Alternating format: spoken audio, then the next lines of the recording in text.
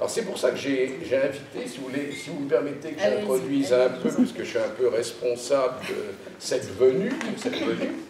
C'est en effet ma collaboratrice, le docteur Sophie Emery, et mon autre collaboratrice, parce que nous travaillons ensemble tous les deux aussi, hein, Christine Jean, qui s'occupe bien de tout ce qui est le social ici, et Sophie Emery s'occupe de la passe à Corentin-Septon.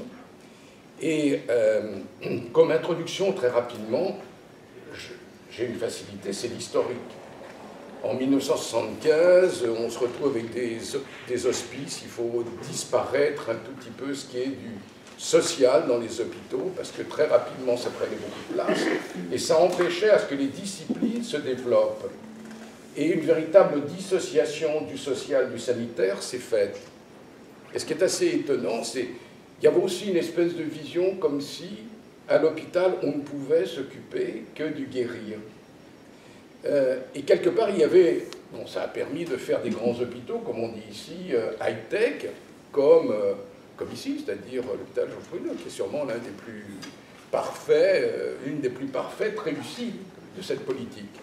Mais d'un autre côté, 20 ans ou 30 ans plus tard, 40 ans même, on se rend compte comment il a fallu réintroduire dans l'hôpital des services, ce ne sont pas des services hospitaliers, mais des accueils, on va vous en parler là, pour que justement des personnes qui sont soit à la rue, soit qui sont défavorisées, qu'on peut appeler précaires, et qui, bien entendu, parce que vivre dans la rue ou ne pas avoir un toit, on appelle ça stable, ça a une répercussion somatique. Déjà, il y a un accès aux soins qui doit leur être donné, parce qu'ils n'ont pas obligatoirement de papier, la plupart d'entre eux. Théoriquement, ils ne devraient pas être là. Illégalement, ils le sont, mais quand ils ont des problèmes de soins, il faut bien s'en occuper.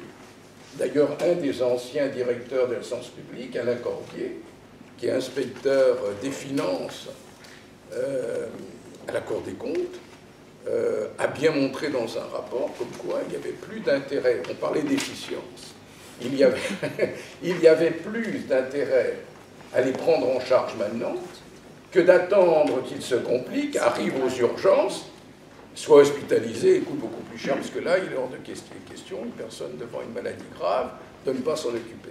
Donc tout pour montrer comment la réintroduction du social est arrivé comme étant un impératif, en plus de ce que faisaient les séances sociales déjà dans les différents services hospitaliers, parce qu'elles n'ont pas cessé, bien sûr, de le faire. Et c'est pour ça que je vous ai demandé de venir toutes les deux, parce que je suis persuadé déjà de cette historique que très rapidement je brosse, on n'est peut-être pas tous au courant. C'est important de revoir un peu ce que l'histoire nous fait penser, comment nous évoluons dans l'hôpital, et surtout d'entendre votre témoignage, c'est-à-dire comment ça se passe. Qu'est-ce que vous en pensez de ces unités qui sont unités en fait où justement le médical, le sanitaire et le social parce que ça a été une volonté politique au niveau de cet hôpital, il faut bien s'en rendre compte. Tout à fait. Alors moi j'ai connu cet hôpital il y a quelques années et c'est vrai que la passe n'était pas du tout vivante et dynamique, en tout cas sur ce site à l'époque, hein, il y a 7-8 ans, on avait une passe, mais en fait qui n'était pas réellement en fonctionnement et en dynamisme. En revenant là, c'est depuis un an, j'ai vu effectivement que les choses avaient évolué, et je pense que l'hôpital, de façon intrinsèque, ne peut pas être en dehors de la société. Et donc tous les maux de la société se répercutent dans l'hôpital, qui est souvent le dernier recours, le dernier lieu où on peut rattraper des situations ou des professionnels et des patients qui ne sont pas forcément somatiquement patients, mais qui en tout cas ont des vraies problématiques. Et je crois qu'on a aussi cette mission à mener, même dans un hôpital comme HEGP, Corentin, qui est très aigu, qui est sur des pathologies très précises. Ce volet social est absolument essentiel. Donc voilà, c'est politiquement effectivement quelque chose qui est inscrit dans notre projet d'établissement, mais en même temps je pense qu'il est inévitable dans un établissement hospitalier public encore plus. Voilà. Donc, très attentive à ce que vous allez pouvoir nous raconter et nous présenter. Donc, Je remercie beaucoup ma direction et puis le professeur Hervé d'avoir consacré un café éthique aux urgences sociales, car ça montre bien l'importance du social qui est en lien et en croisement avec le médical. Cette notion qui est très médiatisée, puisque au niveau des médias, on entend beaucoup parler d'urgence, d'hébergement d'urgence, de problématiques politiques, et suscite pour moi un vrai débat. Même si les limites de l'urgence sociale ne sont pas simples à définir, nous tenterons de le faire ensemble aujourd'hui. D'abord, qu'est-ce que l'urgence sociale? Cette notion pourrait être définie comme la nécessité d'intervention immédiate, sans délai, sur des situations mettant en danger des conditions d'existence des personnes ou de familles. Pour mieux cerner les urgences sociales et les questions éthiques qu'elles posent, je vous propose d'échanger autour des situations sociales d'urgence qui se présentent au sein du GH. Nous avons pour la plupart du temps des situations sociales d'urgence qui bénéficient heureusement de dispositifs et de procédures permettant de répondre rapidement dans l'urgence. Il s'agit de situations de protection de l'enfance, protection des personnes vulnérables, mais aussi des personnes victimes de violences conjugales.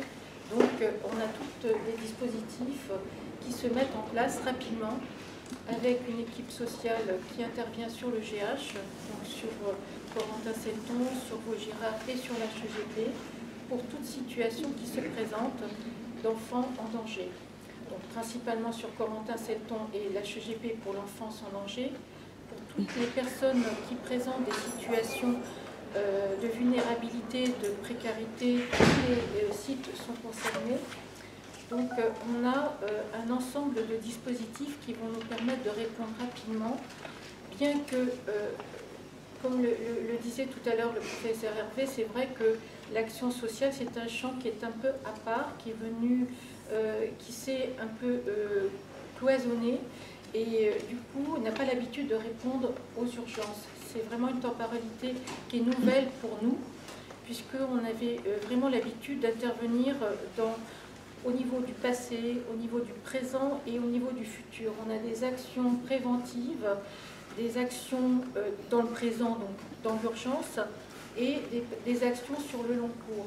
Donc, c'est vrai que l'urgence peut faire peur ou peut amener à des réflexions au niveau du service social et aux réponses qu'on peut apporter.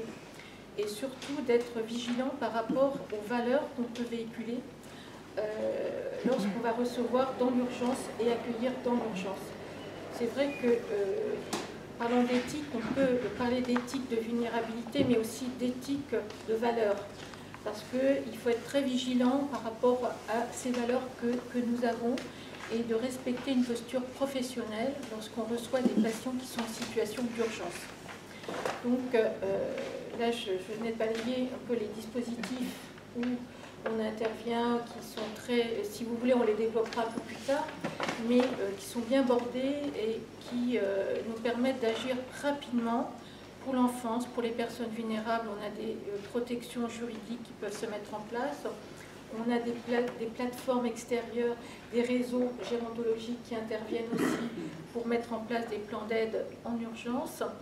Et donc, c'est vrai que c'est bien structuré dans l'urgence. Par contre, on a tout un volet qui mérite réflexion éthique, certainement, mais aussi sur l'organisation et sur les politiques sociales. C'est tout le volet d'hébergement en urgence des personnes qui se présentent au sein de l'hôpital parce qu'elles n'ont plus de logement. Dernièrement, Madame Costa a dû rédiger une note rappelant une note de Gérard Coetlon de la Direction Générale faisant état de problématiques d'hébergement des personnes qui ne sont pas des patients, qui sont des personnes sans problème médical, mais qui ne trouvent plus d'abri, ni par le 115, ni par différentes structures d'hébergement d'urgence, et se présentent à l'hôpital pour une mise à l'abri. Donc, ça a dû faire une note rappelant cette mission d'hôpital d'héberger ces personnes qui sont sans abri, sans logement, sans pouvoir se nourrir, sans pouvoir se laver. Donc c'est la fonction ancillaire, on appelait ça la fonction ancillaire qui faisait partie du mot assistance publique. Hôpitaux de Paris, assistance publique, avait été un peu, entre guillemets, négligé pendant tout au niveau de cette historique, et là il réapparaît, en effet. C'est vrai que ce problème d'hébergement d'urgence pose une question certainement au niveau des professionnels de santé, savoir quelles sont les limites de l'urgence sociale au sein d'un établissement comme le nôtre. Y a-t-il des limites à poser et toutes les valeurs que ça, comme je le rappelais au départ, une philosophie des valeurs, une éthique de la vulnérabilité. Il y a beaucoup de philosophes qui se sont penchés sur cette notion auquel je suis très attentive, à laquelle je suis donc très... Corinne Pelluchat, voilà. D'ailleurs à ce niveau-là c'est important, parce qu'en plus on fait de l'éthique, c'est un café éthique, c'est important. Je tiens à rappeler que Madame Jean a fait tout un parcours justement d'éthique, elle a un master d'éthique, etc., même si c'est chez un concurrent.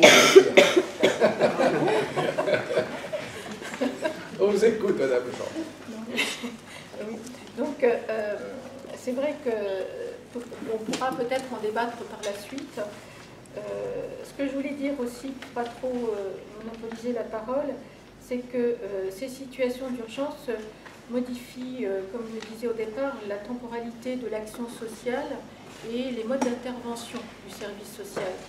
Donc, et ça nécessite vraiment une réactivité au niveau de l'urgence, un sens de l'observation presque, je dirais, inné, hein, une analyse rapide et précise pour pouvoir répondre précisément au secteur qui va accueillir ces personnes.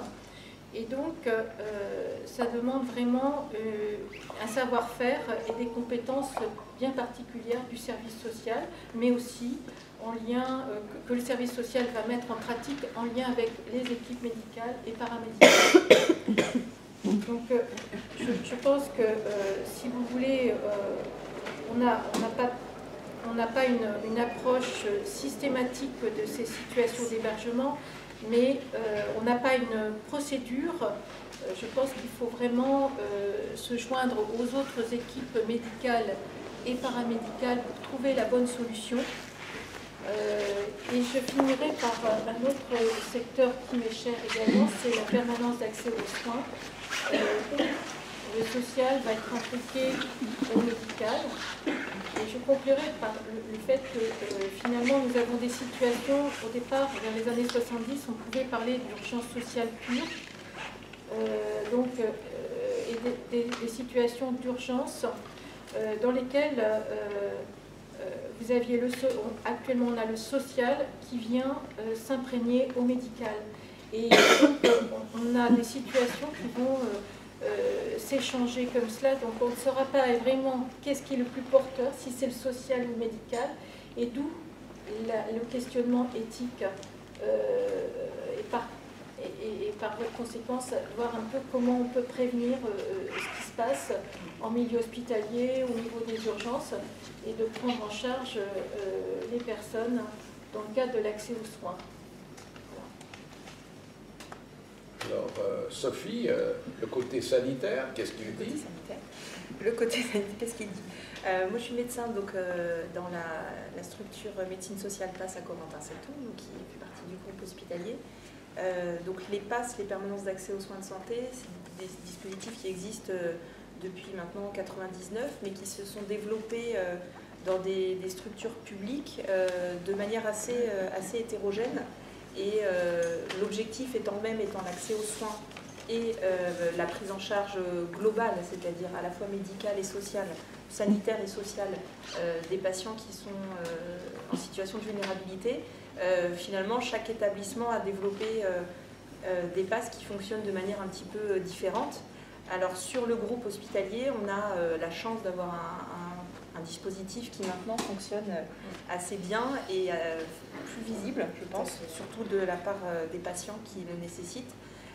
C'est à la fois, on a deux portes d'entrée, c'est-à-dire qu'on a la porte d'entrée des urgences de l'HEGP avec donc l'accueil des patients, parfois pour des problématiques sociales et moins qui ont moins de problématiques médicales, en tout cas, qui ne sont pas forcément urgentes au départ. Et on a également la porte d'entrée sur Corentin-Selton, où la passe est au niveau d'une structure de consultation externe.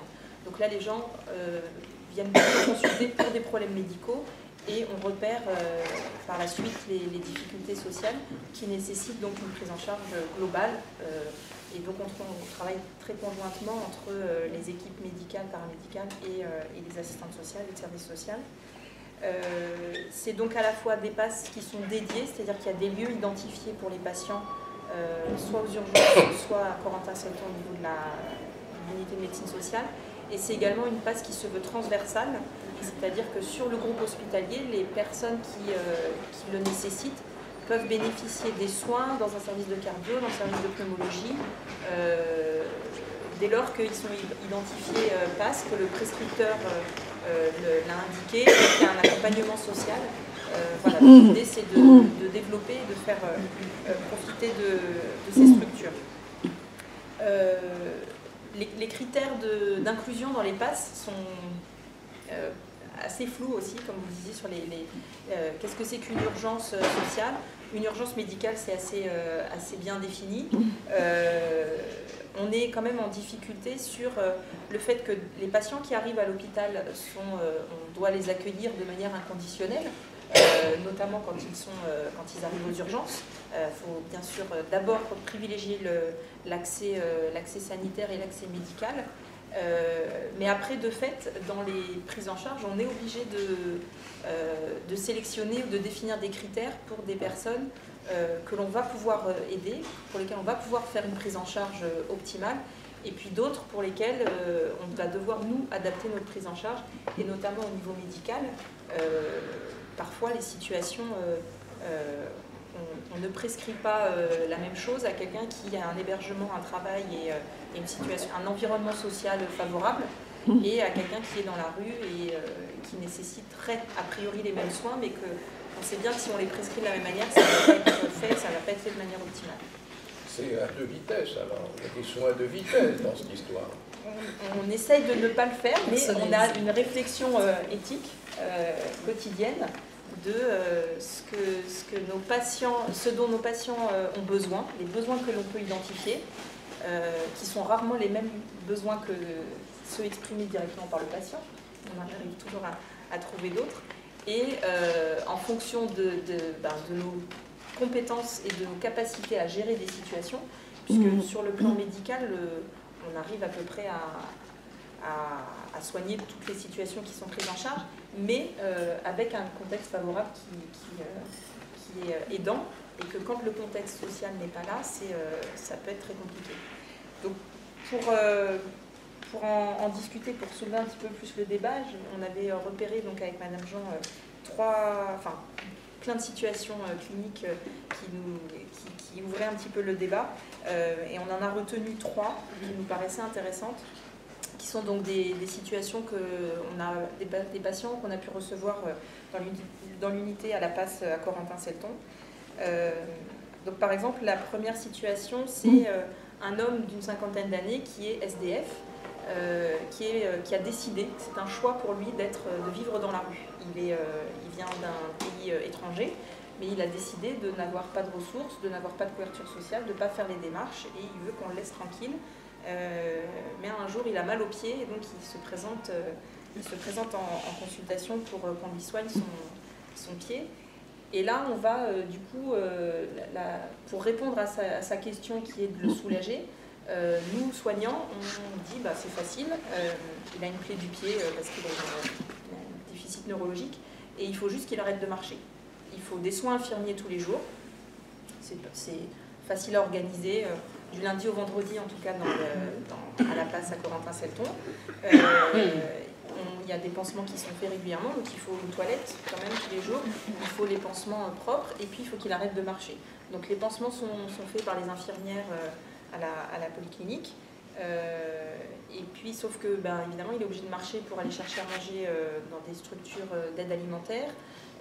Il est obligé d'aller marcher parce qu'il ne dort pas toujours au même endroit, donc quand on lui demande de revenir à Corentin-Selton, à chaque fois ça nécessite un certain transfert, et que le système qu'on lui a mis, qui est une grosse semelle pour éviter qu'il appuie son pied, n'est pas adapté à sa chaussure et donc au bout de 15 jours, la semelle s'est retirée et donc de fait, il continue à appuyer son pied par terre. Et du coup, ça s'aggrave alors que, en principe, en 15 jours, avec les traitements quotidiens et les pansements quotidiens, ça aurait pu s'améliorer. Il nécessite un avis spécialisé, donc on rappelle les médecins de vasculaire à Corentin-Selton qui nous disent qu'il faut des antibiotiques IV, c'est pas compliqué, hein, antibiotiques IV une fois par jour par l'infirmière à domicile. Donc c'est pas compliqué, sauf que pour respecter le choix du patient qui est de vivre dans la rue et qui en même temps de soigner son mal, il faut s'adapter. Et donc, c'est à nous d'adapter les procédures. Donc, c'est pas à deux vitesses parce qu'il a quand même eu ses antibiotiques. Alors, qu'est-ce que vous avez fait? Vous l'avez pris chez vous, éventuellement, dans une chambre supplémentaire pour qu'il ne marche pas trop. Vous lui avez fait la cuisine pour qu'il Alors, on a pas essayé. chercher. D'abord, on a discuté avec lui et finalement, il était d'accord pour éventuellement être hospitalisé si ça le nécessitait. Parce que c'est un monsieur qui comprend bien les enjeux et quand on lui explique la situation, il est d'accord pour se faire hospitaliser. La difficulté qu'on a eue après, c'est de trouver d'abord une structure d'hospitalisation, parce que c'est un peu cher, juste pour empêcher de marcher et de faire une injection par jour. On a essayé de solliciter des structures qui s'appellent les Liens de soins santé, qui inversement ont pris peur parce que patient sans domicile, ça veut dire patient qui boit, patient qui a des troubles psychiatriques et qui donc ne va pas être compliant aux soins. Donc il a été, on n'a pas eu l'accord de ces structures-là pour. Ce sont des structures infirmières. C'est des structures qui permettent des soins infirmiers à domicile pour des personnes qui n'ont pas de domicile. Des SIAD. Voilà. Oui, c'est des SIAD pour des gens sans domicile. C'est l'équivalent de SIAD. Et là, on s'est confronté à la peur et aux a priori qui est que voilà, une donc personne il a été refusé. Donc il a été refusé. Et donc on s'est dépatouillé et on a pu. Alors là, on a pu ne pas solliciter les urgences, mais parfois on ressollicite les urgences pour dire voilà, samedi et dimanche, puisque notre structure est fermée, est-ce que vous pourriez accueillir ce monsieur-là et lui faire juste son injection et éventuellement les pansements. Le temps que voilà, ça dure un week-end ou 2 week-ends. Et donc le patient va mieux. Et la réponse est oui, bien entendu. La réponse est oui, bien entendu. Et le malade va mieux.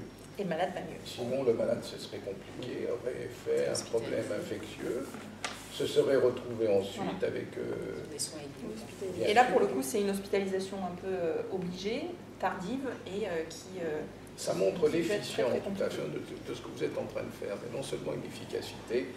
Il faut trouver en effet, avoir les bonnes idées, si j'ai bien compris, c'est loin d'être évident. C'est jamais la même chose, bien entendu. Et d'autre part, justement, cette inventivité que vous avez, et je dis ça dans la directrice, je pense que c'est important, rapporte énormément par rapport à vos comptes. C'est du préventif. Parce que vous imaginez un tout petit peu, on économise énormément ce qui aurait été considéré comme normal, comme dépense, alors qu'en définitive, ce serait indu, tout simplement parce que la prévention n'aurait pas été faite, ou ce qui aurait dû être fait auparavant n'aurait pas été fait. Donc c'est la première situation. Une autre petite question quand même, vous êtes rentré dans une démarche administrative. Parce que vous disiez au départ, n'oublions pas l'administration. Que ce monsieur n'était absolument pas, ne souhaitait pas rentrer dans un cadre. De ce fait, vous êtes quand même obligé un peu de contraindre là, sur cette partie. Alors pour nous, tous les patients qui accèdent aux soins ont de fait un accompagnement social. Et ce qui est intéressant, c'est qu'effectivement, ce monsieur avait fait le choix d'être marginal, mais qu'en lui expliquant les modalités et la nécessité de prendre en charge, effectivement, notre assistante sociale a pu prendre le temps de faire un dossier d'aide médicale. Et donc on attend, voilà, on est dans l'attente de cette ouverture de droit. Mais ce qui est intéressant, c'est qu'au départ, il vient avec une problématique vraiment urgente et que pour nous, comme vous disiez tout à l'heure, c'est pas la même temporalité. Donc nous, il y a l'urgence des soins médicaux, mais qu'après, on sait que de toute façon, l'aide médicale, ça va prendre un certain temps. Et donc, on temporise vraiment et on prend le temps de réfléchir à ne pas faire des choses urgentes qui seraient pas adaptées aux besoins, pas à la réponse appropriée, comme de mettre le patient à l'hôpital d'emblée.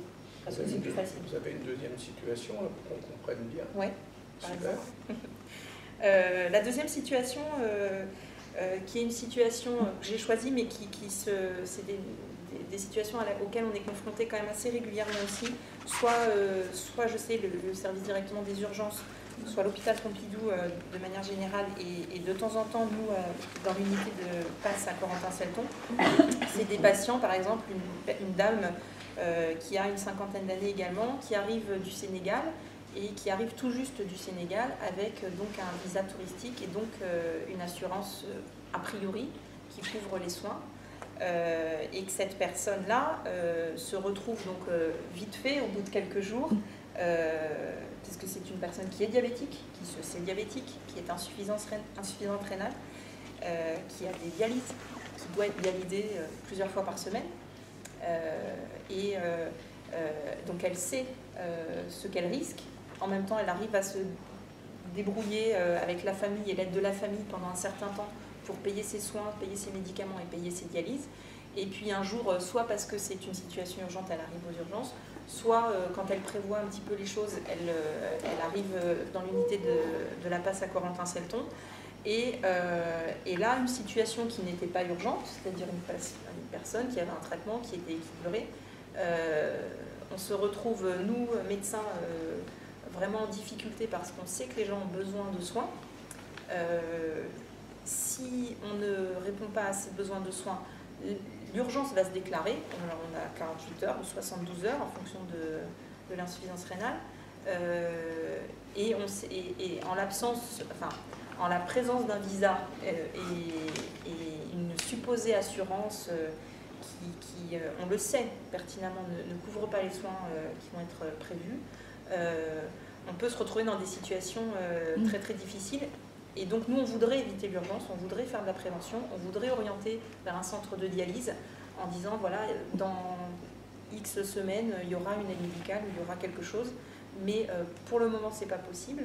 Donc là, on décroche le téléphone, on appelle l'assistante sociale, on essaye de voir la situation de manière générale, on essaye de s'organiser avec des partenaires que l'on connaît, éventuellement dans d'autres structures hospitalières.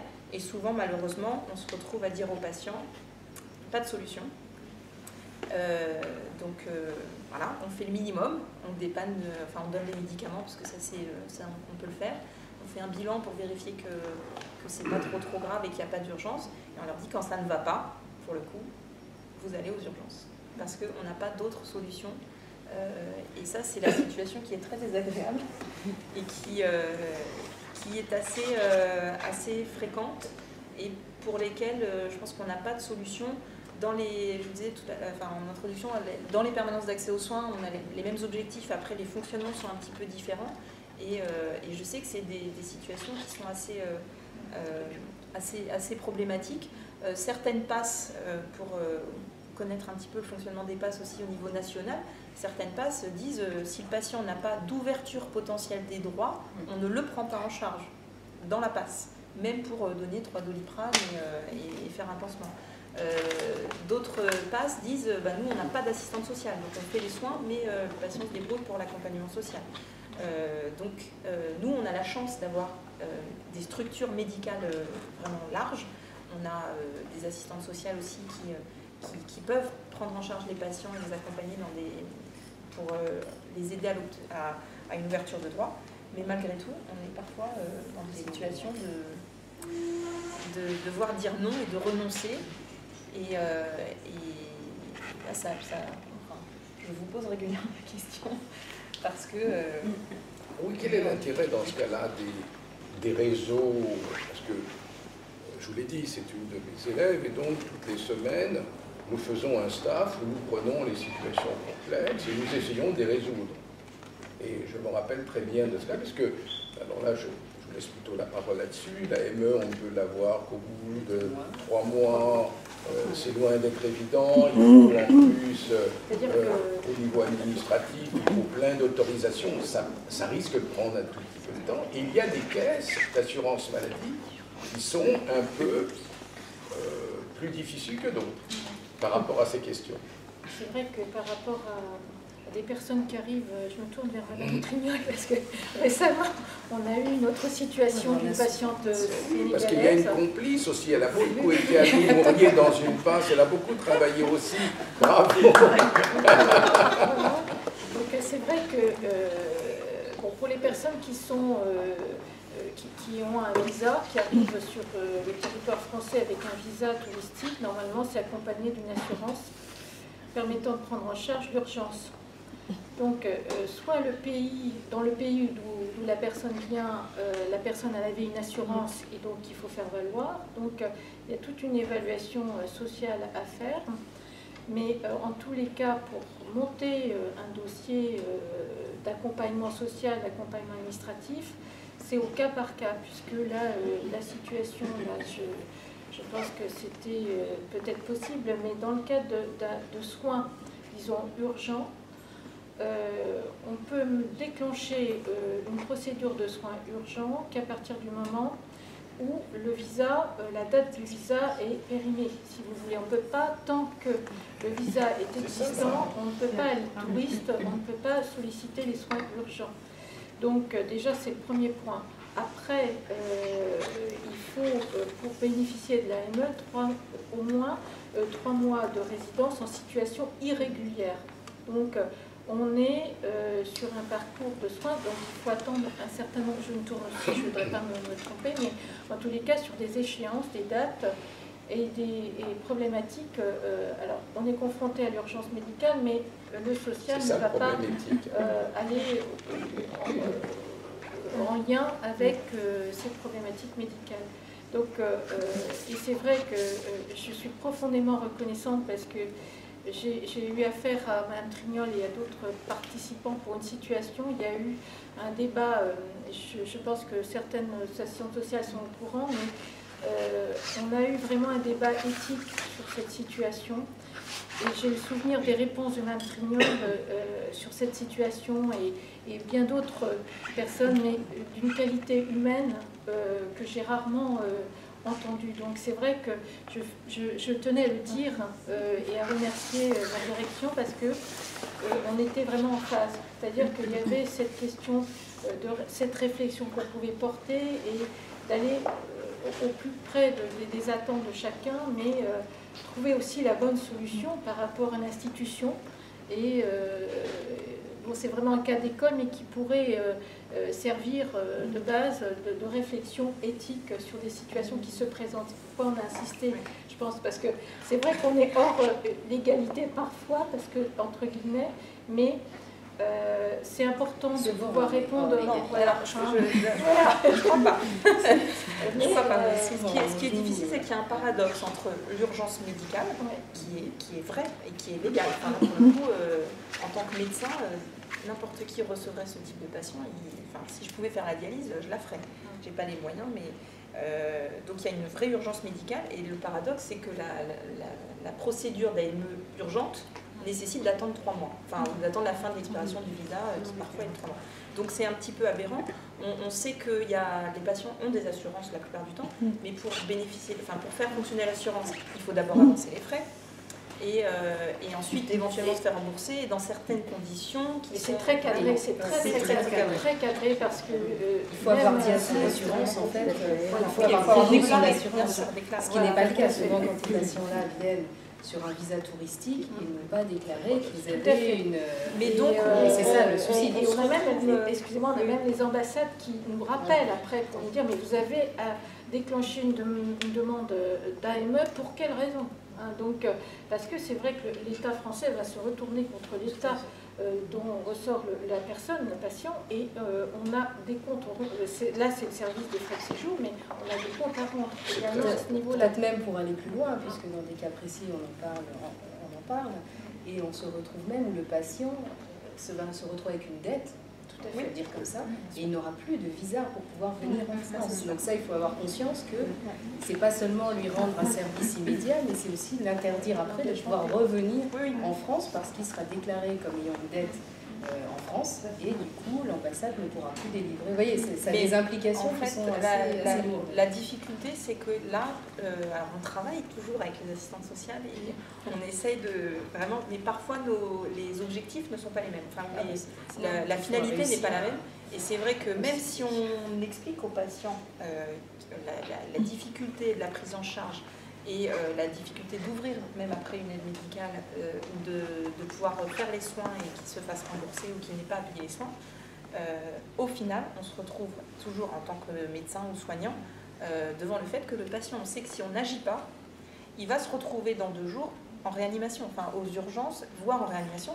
Et là, encore une fois, le coût pour notre établissement est 10 fois supérieur à ce que ça aurait coûté si on avait fait la dialyse. Donc on est aussi dans une réflexion, même économique, de ça. Et là où c'est compliqué, c'est que dans les circulaires qui nous imposent les profils de patients après qu'on peut prendre en charge dans les passes, c'est pas précisé. Donc on n'est pas hors la loi quand on prend en charge ce type de patient, mais ça doit bien évidemment rester individuel, enfin du cas par cas, et une discussion. Mais il n'est pas écrit, enfin en tout cas moi je demande à chaque fois, on n'arrive pas à savoir effectivement si de fait il y a des patients qu'on pourrait exclure de la passe parce que visa, parce que assurance, parce que je sais pas quoi. Ça c'est pas écrit dans les textes. En même temps, c'est pour ça qu'on réfléchit souvent dans nos réunions. Et du coup, on n'a que des gens. Définir un petit peu un profil de patient pour essayer de pouvoir accueillir le maximum, mais voilà. Mais pas tout le monde de fait par principe. Exactement. Parce qu'effectivement, après, on sait qu'il y a des situations. Alors, c'est vrai que c'est toujours difficile.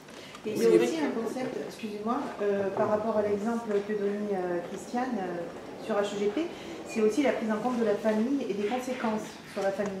Parce que là, pour cette patiente-là, c'est la pauvre dame, c'est pas elle qui va avoir toutes les conséquences à la sortie, parce qu'on va aller vers des soins palliatifs, etc. C'est plutôt la famille qui est un couple jeune avec des enfants qui vont être endettés pour des années, voilà, ils vivent dans un 15 mètres carrés, et c'est là-dessus aussi où nos problématiques sont compliquées, quoi. C'est tout cet aspect derrière financier, c'est pour ça qu'on a beaucoup discuté à ce sujet-là. Ouais, c'est pour ça qu'on s'efforce, et je trouve que c'est très bien fait sur Pompidou, mais il y a encore des marges d'amélioration, de travailler avec nos soignants pour que lorsqu'ils accueillent, je pense surtout aux jeunes soignants et aux jeunes médecins qui accueillent quelqu'un qui arrive aux urgences, qu'ils aient un focus le plus large possible pour ne pas seulement répondre à un besoin sanitaire, un problème de santé, mais aussi voir quelle est la problématique sociale. Parce qu'en fait, un service d'urgence, il est un peu dans les injonctions paradoxales, c'est qu'en même temps, il faut qu'il aille vite, on trie, on oriente, et ça n'a rien de péjoratif dans le choix des mots, mais c'est important que nos soignants soient très bien formés pour justement faire la part des choses et ne pas passer trop vite sur le patient ou la patiente sur un lit d'hospitalisation. Et la proximité que nous avons avec les assistantes sociales au SAU et puis l'expertise de l'équipe nous permet de gérer ce risque, quoi, qui va, s'il n'est pas géré, va conduire des personnes dans des situations difficiles. On a quelques exemples en tête, quoi. Et ça, c'est un petit peu le rôle des cadres, le rôle de la direction des soins, de s'assurer de la qualité de la formation qui permettent aux soignants d'avoir une évaluation très large de la situation. Je me permets de souligner ce que vous avez dit, qui est très très important. Parce que non seulement le fait que rien ne soit fait, dans certains hôpitaux il n'y a pas grand-chose qui est fait, dans la mesure où il n'y a pas de passe, ou choses comme ça, et les malades sont quand même là, dans leur situation. Mais même quand ça existe, c'est évident que, admettons que ça ne fonctionne pas bien, ça peut se traduire très rapidement sur des créances irrecouvrables. Et c'est vrai que augmenter, et ça, tous les médecins a priori devraient le savoir, ainsi que les soignants au plus grand large. Donc ça fait tout à fait partie, je souligne que ce que vous voulez dire est fondamental. C'est-à-dire que, certes, un hôpital s'occupe surtout du soigner, du guérir, mais il s'occupe aussi de ces questions-là. Surtout que, donc déjà pour l'institution, parce qu'autrement l'institution, si elle avait trop de créances irrecouvrables, ça poserait d'énormes problèmes. Mais aussi, comme ça a été dit, par rapport aux familles. Parce que c'est vrai, on a eu un autre cas, je ne sais pas si c'est dans un autre hôpital, on peut le dire, on ne dira pas lequel. Bien. Eh bien, dans un autre hôpital, que s'est-il passé? une personne qui avait été, comment dire, dans cet état-là, se retrouve ensuite hospitalisée. On ne sait pas très bien les procédures qui auraient dû être faites, les contacts qui auraient dû être faits, les démarches administratives ne sont pas faites. La personne ressort et à un moment, elle nous revient au niveau d'une passe. Et venant au niveau de cette passe, après, se retrouve en fonction de tout ce qu'elle avait, entre guillemets, coûté, comment dire, une facture qui était à peu près de 10 ou 15 000 euros. Et bien sûr, la personne, si jamais ce sont des créances irrecouvrables, et en plus, ça avait été acté au niveau de l'hôpital, ce qui fait qu'on pouvait difficilement revenir sur cela. Il a fallu que j'intervienne au niveau de la directrice, de manière à ce qu'on puisse faire quelque chose, sinon la femme allait être interdit bancaire. Rappelez-vous comment vous étiez intervenu auprès de moi. Il a fallu annuler toute l'histoire, ce qui montre comment, par rapport aux familles, ça peut être handicapant, alors que c'est totalement injuste, parce que le travail n'avait pas obligatoirement été aussi bien fait tel qu'il aurait pu être auparavant. Donc ça montre vraiment combien l'intégration des problématiques de ce type-là doivent être en effet intégrées. Cette intégration doit être faite en plus, même si c'est difficile, parce que nous en dépendons en tant qu'institution, mais on risque autrement de faire supporter à des familles qui sont déjà dans des situations très difficiles des interdictions qui les empêcheraient soit de revenir dans le pays, de ne pas avoir de visa, ou carrément après d'être encore plus pauvres alors qu'elles sont loin d'être riches. Donc vous aviez une troisième situation? Alors j'avais une troisième situation qui était justement plus sur la prévention des ruptures de soins, enfin des ruptures de l'accès aux soins. Et donc il faut aussi intervenir le réseau.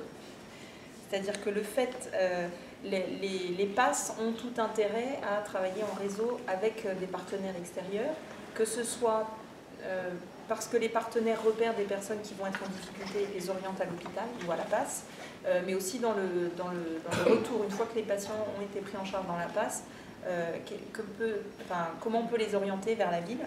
Et donc là, c'est une situation d'une personne qui est en France depuis environ 2 ans et qui est en train qui donc a le droit d'être en France puisqu'elle demande le statut de réfugié politique. Donc les démarches sont en cours et donc elle est accompagnée par une association qu'on connaît bien. Elle a une ouverture de droit, elle a la CMU complémentaire et il se trouve qu'elle présente un syndrome de stress post-traumatique. Donc elle est suivie par un psychiatre. C'est quoi un syndrome? Alors elle a subi des violences dans son pays et ces violences ont créé un traumatisme psychologique voire psychiatrique chez elle qui fait que elle a besoin de soins, elle a besoin d'un accompagnement psychologique, elle a besoin de somnifères, elle a besoin d'anxiolytiques. Tout ça, donc elle entame la thérapie, elle est suivie par un psychiatre en libéral. Ça ne pose pas de problème puisqu'elle a sa couverture et sa CMU et sa complémentaire. Et puis, finalement, elle a un refus de la commission de l'OFPRA, donc elle n'est pas reconnue comme réfugiée politique, donc elle perd le droit à la CMU, enfin en quelques semaines, quelques mois. Et donc là, la patiente, au lieu de retourner vers l'association ou de demander au psychiatre comment faire, elle arrête, elle interrompt ses soins et finalement c'est l'association qui nous la réoriente à la PASS pour qu'elle puisse bénéficier des soins.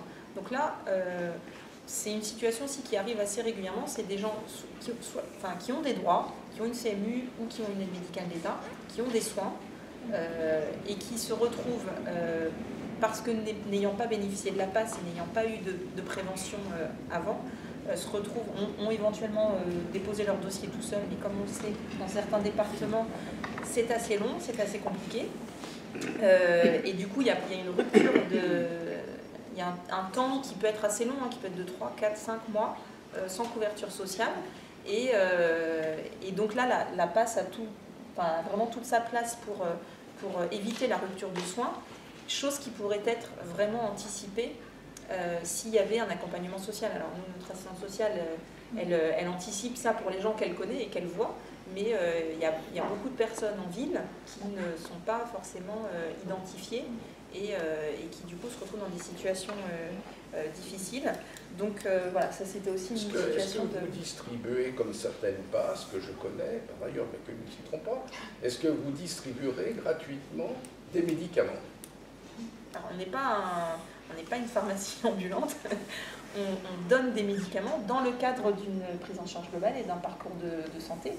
Des médicaments qui sont nécessaires, dont on sait que le patient a vraiment besoin, que si on ne lui donne pas à la pharmacie de l'hôpital, il ne va pas pouvoir les obtenir par un autre moyen. Et toujours donc en même temps qu'un accompagnement social pour faire en sorte que la prise en charge soit la plus courte, enfin la prise en charge dans la passe soit la plus courte possible. Et la plus efficace. Et la plus efficace. Évitant les ruptures de traitement, qui était totalement le cas de cette patiente. Et là, en termes de parcours de santé, parce qu'on est vraiment dans les parcours ville, hôpital, hôpital-ville, cette jeune femme, elle venait quand même du 77. Elle avait un psychiatre, un psychiatre dans le 13e arrondissement qu'elle a vu 2-3 fois et elle a dû payer à chaque fois sa consultation libérale.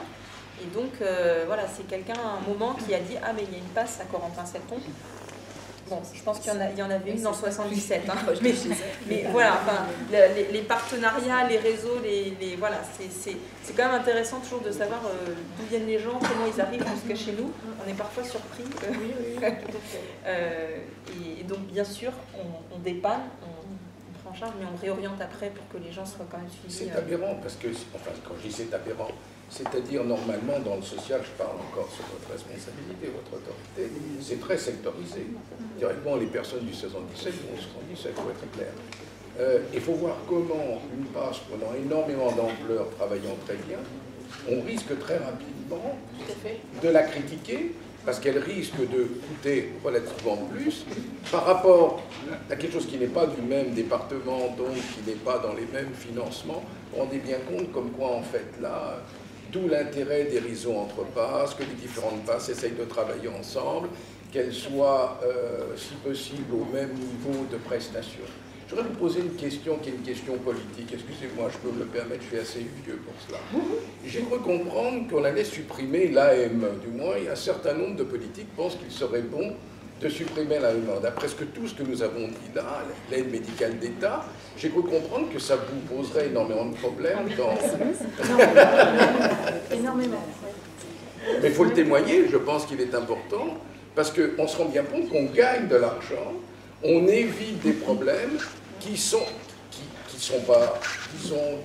ne peuvent même quelquefois souvent pas nous être imputés, parce que c'est à la famille, comme je l'ai dit, c'est dans une autre ligne budgétaire, c'est l'institution, c'est le service public qui paierait. Vous voyez ce que je veux dire? Est-ce qu'on ne risquerait pas, par une telle mesure, éventuellement d'arriver à ce que les passes ne fonctionneraient plus ou plus si bien? C'est-à-dire que l'objectif de la passe, c'est d'accéder à des droits communs. L'AME est un droit pour la personne, c'est de limiter au plus court le passage au niveau de la permanence d'accès aux soins. Donc il y a l'AME, il y a la CMU, il y a l'aide à la complémentaire santé, il y a la CMU complémentaire. Donc c'est des dispositifs auxquels les personnes qui se présentent doivent vraiment avoir cela comme objectif. C'est vraiment accéder aux droits, accéder à un logement, accéder à un certain nombre de droits qui n'ont pas été évalués précédemment. Donc effectivement, l'AME fait partie des dispositifs sur lesquels on se repose beaucoup. Mais pourquoi je pense les politiques réfléchissent à une suppression? Parce qu'il y a une dérive par rapport à l'utilisation des dispositifs comme tout dispositif. Il y a une dérive dans la mesure où, ce que je vous rappelais tout à l'heure, c'est pour bénéficier de l'AME, il y a un certain nombre de conditions. Être en situation irrégulière, notamment sur le territoire français, sur une période de plus de 3 mois. Donc, beaucoup connaissent cette règle. La situation, la personne qui s'est présentée aux urgences, déjà arrivant de l'aéroport, elle arrivait aux urgences directes en disant « je peux bénéficier de l'AME ». Donc, il y a quand même une dérive au niveau de la connaissance des dispositifs, et ce n'est pas les aider de rentrer dans ce processus finalement. Donc tout est important, et même Trinia le disait, c'est important de rappeler les conditions de bénéfices de cette AME, puisqu'il y a derrière, il y a des tas d'enjeux économiques, mais aussi philosophiques, parce que quelque part, c'est vrai que on se doit de donner les soins les plus urgents, mais quelque part, si on ouvre à des dérives possibles, ça se dit, et on peut être la porte ouverte à un certain nombre de situations et que nous ne pouvons pas assumer et qui vont être en Ce qui montre bien que peut-être ce qu'on dit tout à l'heure, l'inventivité à la fois des soignants, des assistantes sociales, est tout à fait requise, parce que si on prend le cas de notre deuxième, qui arrive gentiment d'Orly, qui est bien équilibré au niveau de son assurance rénale, et si on ne lui donnait pas les moyens éventuellement de pouvoir être remboursée et qu'elle ne serait pas prise en charge, elle se compliquerait, elle aboutirait tout simplement aux urgences. Ce qui montre bien que chaque réflexion est une réflexion particulière. Et dans ce cas-là, le fait de mettre ou de demander une AME pour cette personne peut encore se comprendre parce qu'on sait réellement médicalement ce qu'on risque et financièrement ce que ça coûterait à long terme. D'où l'importance. C'est pour ça que moi je suis très content de ce café éthique parce que ça montre qu'on n'est pas dans une éthique philosophique, vous voyez ce que je veux dire, même si les philosophes comme Corinne Péluchon pourraient nous aider, mais que là vraiment de véritables problèmes de choix et de valeurs, comme vous dites, parce que les problèmes de dignité humaine sont tout à fait posés à ce niveau-là. Comment? Et si on refuse, quelles sont les conséquences? Donc, analyser les conséquences. Alors, si les conséquences ne sont pas très importantes, s'il y a d'autres alternatives, là, on peut comprendre. Mais sinon, quelquefois, savoir transgresser une limite qui a été bien un profil, vous voyez, type, permet de mieux situer. Mais là, ça demande une réflexion, et c'est pour ça que la réflexion éthique dans votre travail ensemble, avec des problématiques différentes, quelquefois, voire même un peu en contradiction, voire opposées, est important. Il y a sûrement plein de questions. Allez, lancez-vous, parce que... Allez-y. J'ai l'impression, de ce que j'entends là, qu'on est dans un problème classique d'offre et de demande. C'est-à-dire que quand on fait une offre, on sait que ça marche, ça crée de la demande. Et donc, n'y a-t-il pas un certain nombre de ces voyageurs internationaux qui profitent de l'offre pour créer de la demande? Et à l'inverse, bon. Et oui. Alors, où sont les limites de cet arbitrage offre-demande qui est un problème pas seulement économique, mais un problème concret, un problème quotidien. Moi, je m'entends bien. C'est vous qui avez été invité, voyons.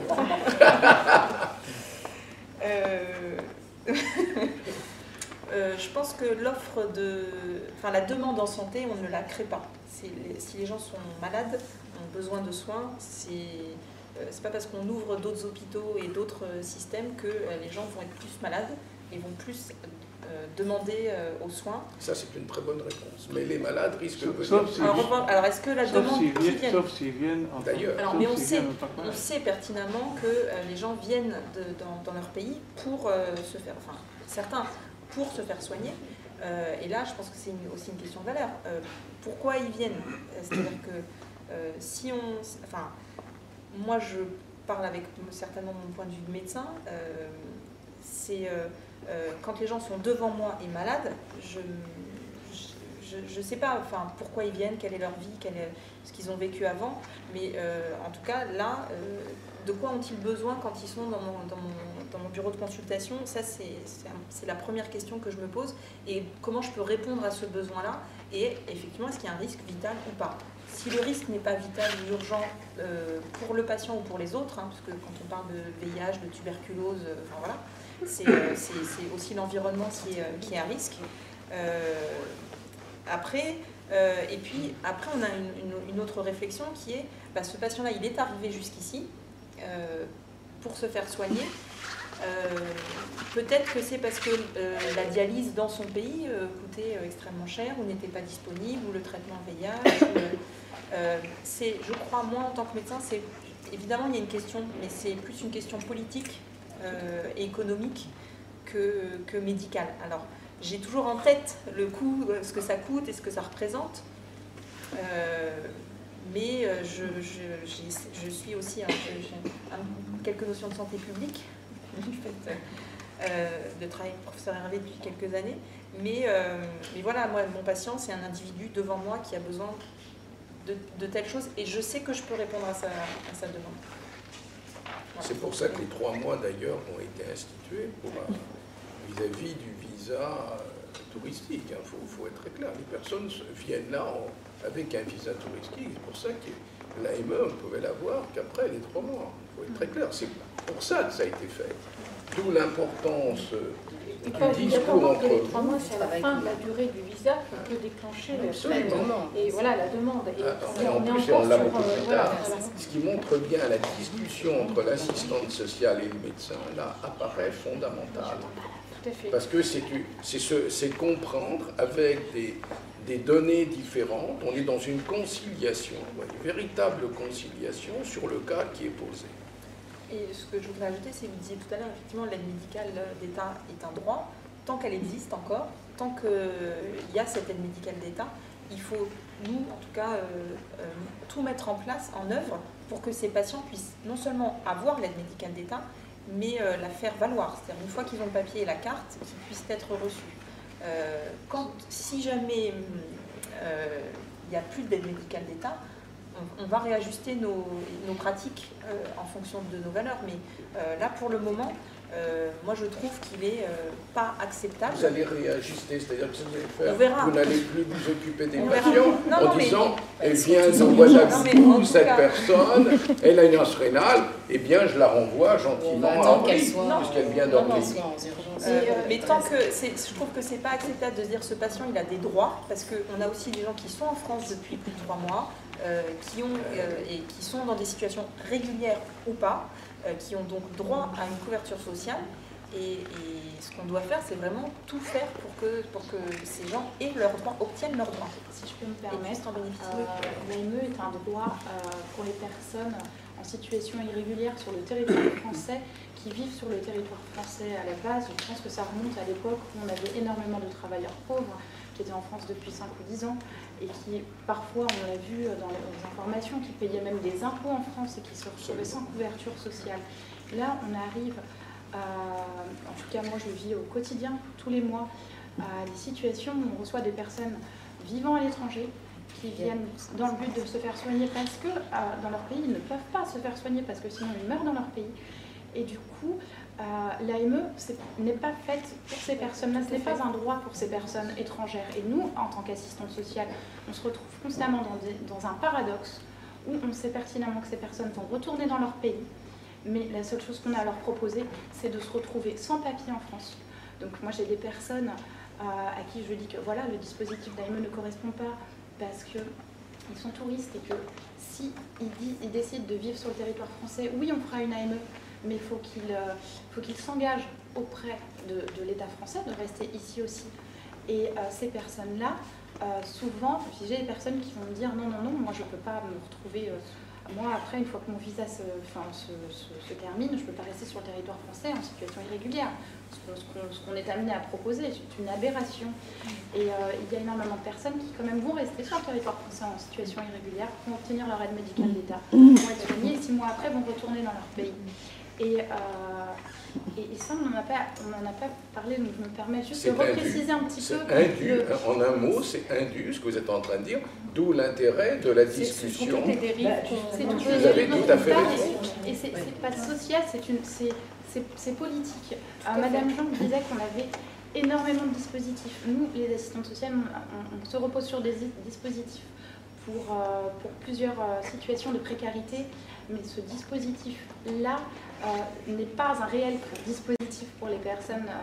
C'est bien explicité dans les circulaires, ce que vous dites là, c'est bien exprimé. Et la dérive fait que maintenant, quand on fait des demandes d'aide médicale d'État pour des personnes sur le territoire français, on essaye vraiment de fouiller dans leur passé, dans leur présent et dans leur futur, et on nous demande énormément de preuves pour leur donner l'aide médicale, parce que la sécurité sociale ne fait plus confiance à aucun patient qui demande l'aide médicale à l'heure actuelle. Tout à fait. Vraiment. C'est ce que je voulais aussi aborder, c'est la notion de volonté de vivre sur le territoire ici, au-delà des 3 mois. Ça, c'est très important. Ça, c'est important. Et puis, deuxième point, c'est qu'au niveau d'un dossier d'AME, il faudra vraiment, il y a un contrôle de la CEPAM, de la CPM. Encore une fois, Madame Trignol, on a dû convier plutôt la direction de la CEPAM au sujet des dossiers d'AME, puisqu'il y a des rejets, il y a un contrôle, mais c'est normal, hein, je reviens sur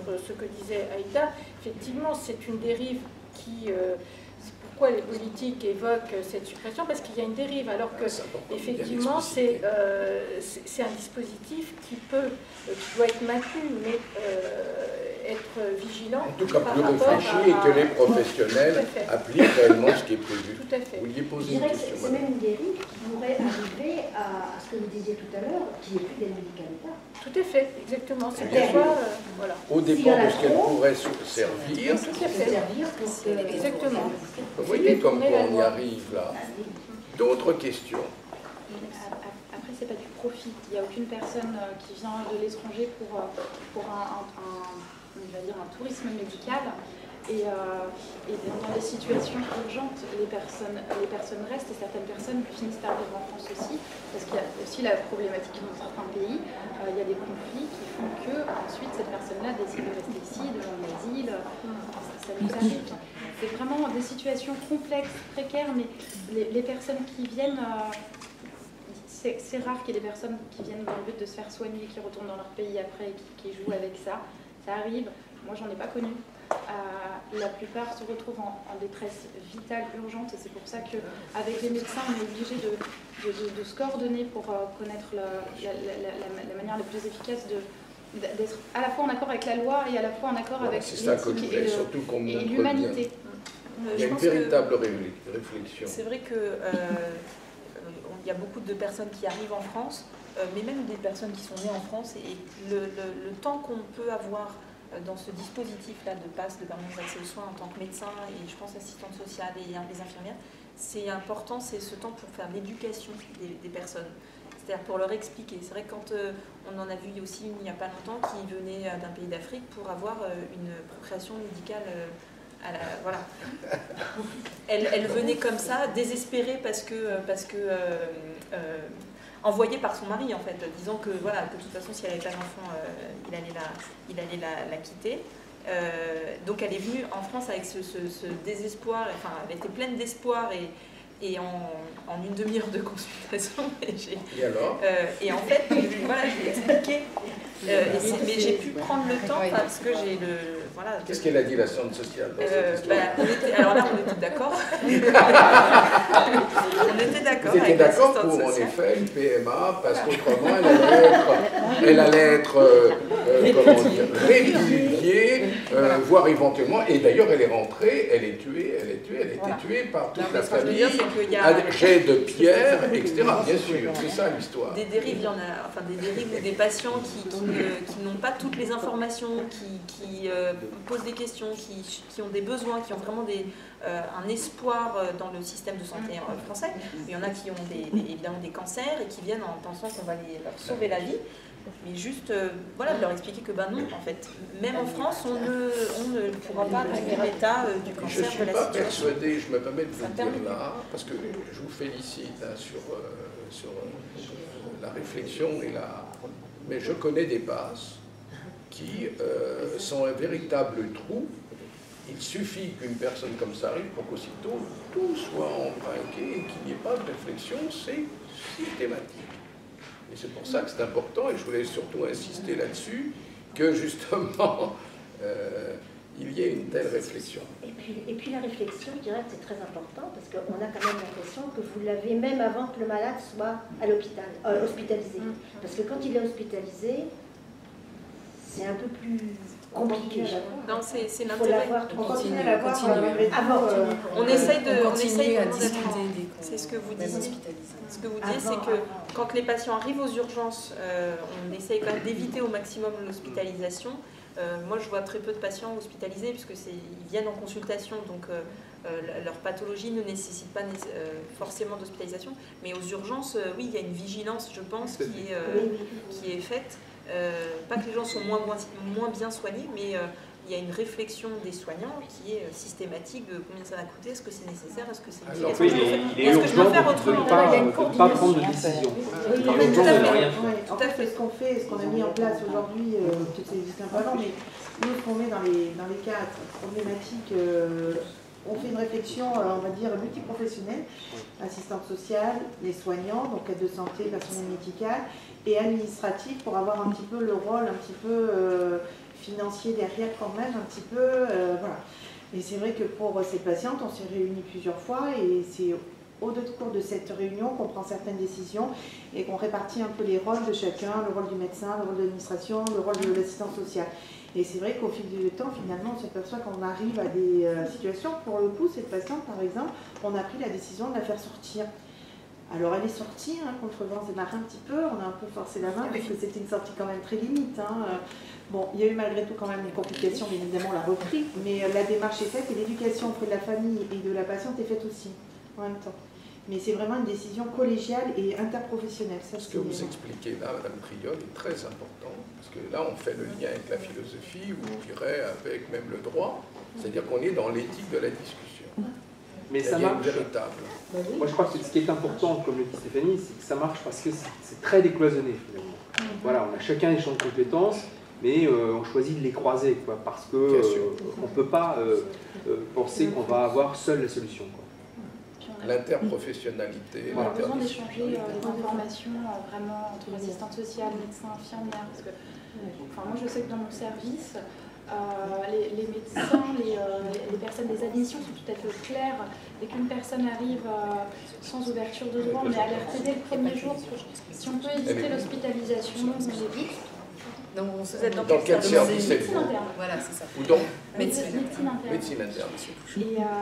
Et par contre, ça nous arrive d'avoir des patients qui arrivent en hospitalisation, et ça je le dis, je suis désolée, mais d'avoir eu en amont une équipe soignante qui a dit vous inquiétez pas, vous n'avez pas de droit, ne vous inquiétez pas, l'assistante sociale s'occupera de vous, c'est gratuit. C'est encore des patients qui arrivent très rares en disant l'hôpital c'est gratuit. Moi, voilà, donc je pense qu'il faut continuer à échanger. Moi, je parle pour mon service, c'est vraiment, on est très alerte, ça va très vite.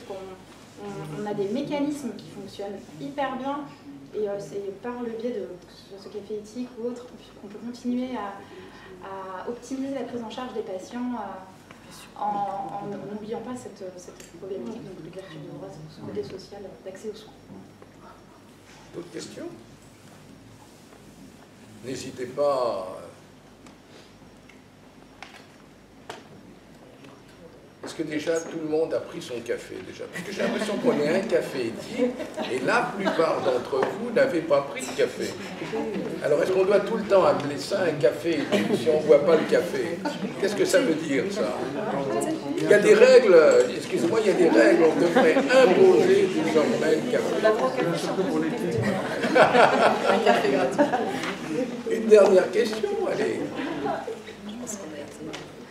Est-ce que dans la philosophie la plus profonde de ce que vous exprimez, on ne revient pas au rôle des hospices il y a 300 ans, où les bonnes sœurs accueillaient systématiquement, alors il n'y avait pas de sécu, il n'y avait pas de machin, etc. Et on traitait tout le monde. Justement, non. Justement, enfin, oui, vous avez raison. Mais ça n'est pas un hospice, justement. Non. Ça montre l'évolution dans les structures et dans l'analyse, je dirais, et surtout, à la fois la réflexion éthique qui a eu lieu au sein de l'hôpital. Ça, je crois que c'est très très important pour justement légitimer leurs actions, leurs interventions, voire leurs refus, comme c'est là, Alors qu'auparavant, comme vous dites, un hospice, n'importe qui y rentrait dans la mesure où il était... alors que maintenant, il y a ces règles, telles qu'elles sont là, d'où l'intérêt d'en discuter à chaque fois, de manière à est-ce qu'elles sont appropriées ou pas, elles sont tout le temps valables, mais il y a de temps en temps une possibilité, si j'ai compris, envisageant les conséquences qui seraient plus mauvaises que ne pas faire intégrer la personne dans un système, que ces conséquences soient contre la famille, on l'a dit tout à l'heure, ou soit contre l'institution elle-même. C'est-à-dire qu'il n'y avait pas cette réflexion-là du temps des hospices, c'était malheureusement, c'était informe, je me l'aurais dit. Moi j'ai connu à Bicêtre, je sais pas, je suis peut-être l'un des plus vieux, j'ai connu l'hôpital Bicêtre avec les grandes... Non, mais... Et puis à l'hôpital, avant les cafés éthiques, il n'y avait pas trop de réflexion. C'est vrai. Alors, je ne suis pas sûr de dire ça, mais pour rebondir sur la question sur ce que disait monsieur, c'est que les gens arrivaient à l'hospice, ils étaient pris en charge, c'était une solution un peu généraliste qui leur était proposée et elle avait du sens et c'était très généreux. Aujourd'hui, on essaie de faire en sorte que l'hôpital soit vraiment un lieu de passage sur un espace-temps le plus mesuré possible, en essayant d'aider la personne à trouver une solution et à rebondir. Je crois que ça, c'est... Il y a une suite, il y a une suite à l'hôpital. Je crois que c'est ça le sens du travail qu'on fait. C'est la réflexion, je pense qu'il y a la personne est responsable aussi la personne est responsable aussi dans cette histoire-là. C'est pas du subi. Je crois que ça a l'air de... Je voudrais qu'on réfléchisse. On arrive presque à la fin. Je voudrais qu'on remercie surtout, bien entendu, les assistantes sociales ici présents, et surtout Christine Jean, parce que depuis le temps que je vous ennuie en 10 ans, et vous avez enfin accepté, que ce soit au comité d'éthique, que ce soit ici, ben, vous n'avez pas à me remercier, c'est moi qui vous remercie. Et d'autre part, bien sûr, Sophie Emery, je pense qu'on peut les applaudir. Merci beaucoup.